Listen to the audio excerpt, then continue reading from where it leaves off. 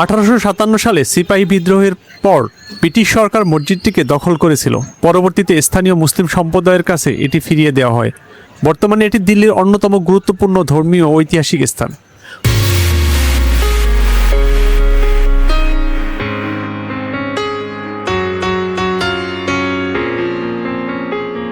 আসসালামু আলাইকুম সবাইকে, স্বাগতম আমার দিল্লি ট্রাভেল ব্লগের দ্বিতীয় দিনে।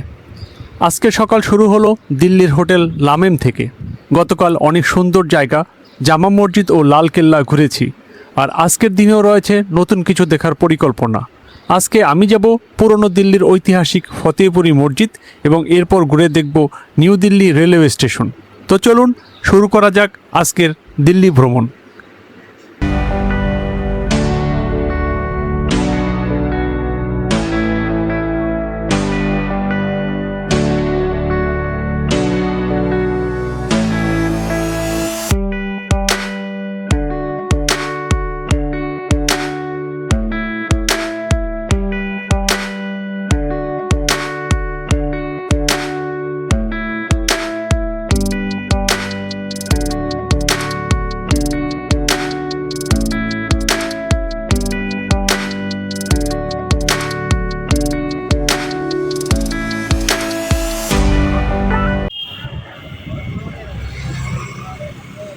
সকালের প্রস্তুতি শেষ করে এখন হোটেল থেকে বের হয়েছি।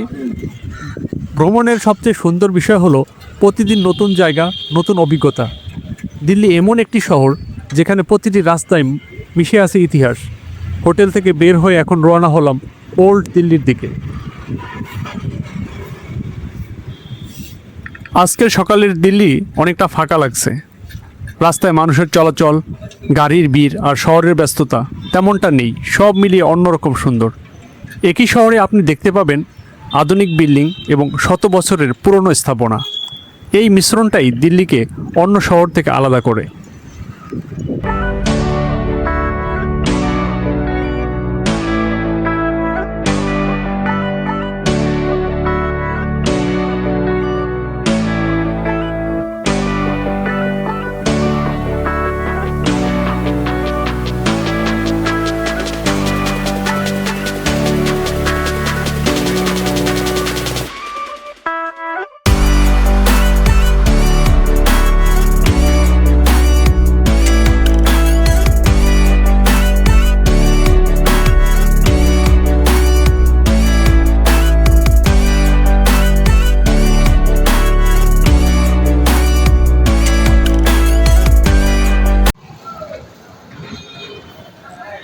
অবশেষে চলে আসলাম পুরনো দিল্লির অন্যতম ঐতিহাসিক জায়গা ফতেহপুরি মসজিদে।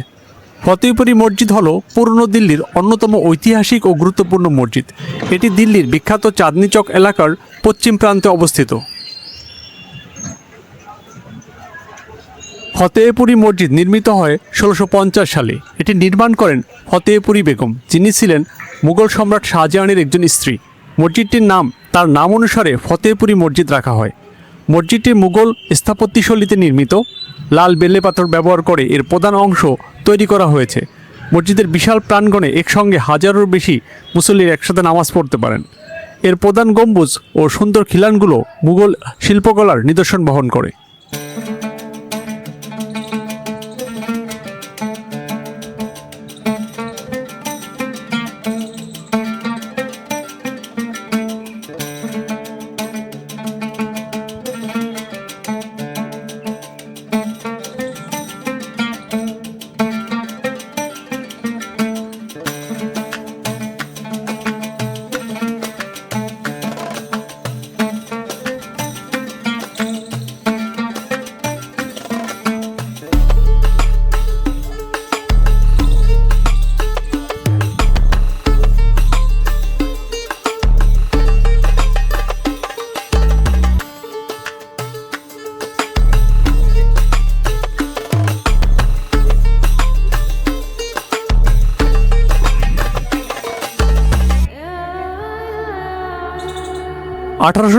সালে সিপাহী বিদ্রোহের পর ব্রিটিশ সরকার মসজিদটিকে দখল করেছিল।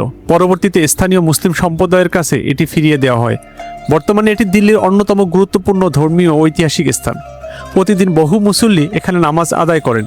জুমার নামাজ ও ঈদের সময় এখানে বিপুল সংখ্যক মানুষ সমবেত হন। পুরনো দিল্লির মুসলিম সম্প্রদায়ের জন্য এটি একটি গুরুত্বপূর্ণ কেন্দ্র।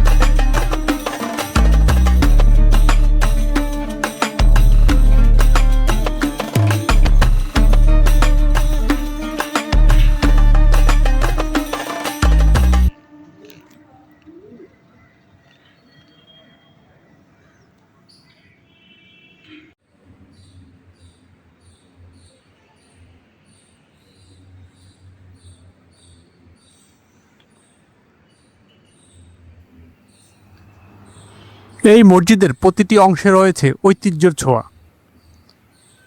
অনেক মানুষ প্রতিদিন এখানে নামাজ পড়তে আসেন এবং অনেক মানুষ আসে এই ঐতিহাসিক জায়গাটি দেখতে। পুরনো দিল্লির সংস্কৃতি, মানুষ এবং ইতিহাস সব কিছু এখানে একসঙ্গে পাওয়া যায়।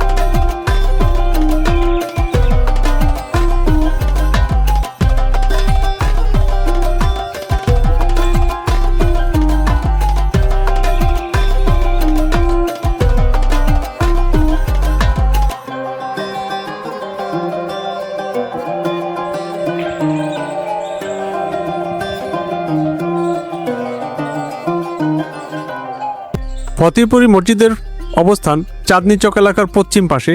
এর খুব কাছেই রয়েছে রেড ফোর্ট, জামা মসজিদ এবং বিখ্যাত খারি বাওয়ালি মশলা বাজার। ফতেহপুরি মসজিদের আশেপাশের এলাকাও বেশ আকর্ষণীয়। সরু রাস্তা, পুরনো দোকান, স্থানীয় মানুষের জীবনযাত্রা সব মিলিয়ে পুরনো দিল্লির একটা নিজস্ব সৌন্দর্য বহন করে। এখানে হাঁটলে মনে হবে দিল্লির পুরনো সময়কে খুব কাছ থেকে দেখা যাচ্ছে।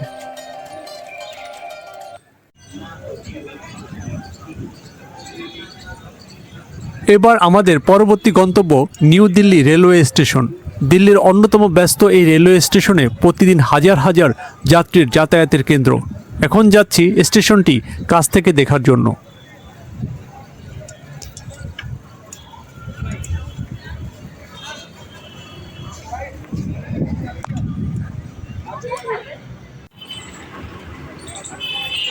আমি এখন দাঁড়িয়ে আছি নিউ দিল্লি রেলওয়ে স্টেশনে। এই স্টেশন দিল্লির যোগাযোগের ব্যবস্থার একটি গুরুত্বপূর্ণ অংশ। এখানে সবসময় মানুষের ব্যস্ততা, ট্রেনের আসা যাওয়া এবং ভ্রমণের একটা সুন্দর অনুভূতি পাওয়া যায়। নিউ দিল্লি রেলওয়ে স্টেশনটি হলো ভারতের অন্যতম ব্যস্ত ও গুরুত্বপূর্ণ রেলওয়ে স্টেশন। এটি ভারতের রাজধানী দিল্লির হৃদয়স্থলে অবস্থিত এবং দেশের বিভিন্ন শহরের সঙ্গে দিল্লিকে যুক্ত করে। নিউ দিল্লি রেলওয়ে স্টেশনের যাত্রা শুরু হয় 1926 সালে। ব্রিটিশ আমলে দিল্লিকে ভারতের প্রশাসনিক কেন্দ্র হিসাবে গড়ে তোলার সময় এই স্টেশনটি গুরুত্বপূর্ণ ভূমিকা পালন করে। স্বাধীনতার পরও এটি ভারতের রেল যোগাযোগের ব্যবস্থার অন্যতম প্রধান কেন্দ্র হয়ে ওঠে। স্টেশনটি নিউ দিল্লি এলাকায় অবস্থিত। এর কাছেই রয়েছে Connaught Place, India Gate, Red Fort, Jama Masjid. এটি ভারতের সবচেয়ে ব্যস্ত রেলওয়ে স্টেশনের একটি। প্রতিদিন অসংখ্য যাত্রী এখান থেকে বিভিন্ন শহরে যাতায়াত করেন। এখানে রয়েছে অনেকগুলো প্ল্যাটফর্ম এবং আধুনিক যাত্রী সুবিধা। দেশের বিভিন্ন প্রান্তে ট্রেন এখান থেকে চলাচল করে। নিউ দিল্লি রেলওয়ে স্টেশন শুধু একটা ট্রেন ধরার জায়গা নয়, এটি দিল্লির ব্যস্ত জীবনের একটি প্রতিচ্ছবি। এখানে দেখতে পাবেন বিভিন্ন রাজ্যের মানুষ, পর্যটক, ব্যবসায়ী, প্রতিদিনের যাত্রী সবাইকে একসাথে নিয়ে এগিয়ে চলছে দিল্লির গতি।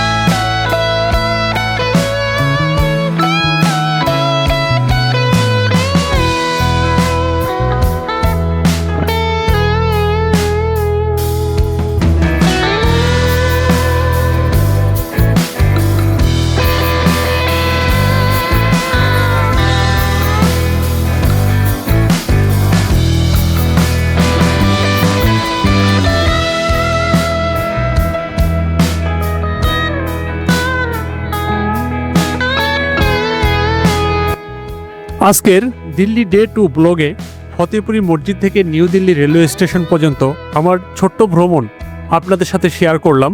ভিডিওটি ভালো লাগলে লাইক, কমেন্ট এবং সাবস্ক্রাইব করতে ভুলবেন না। আবারও দেখা হবে নতুন কোনো ভ্রমণে। সবাইকে ধন্যবাদ।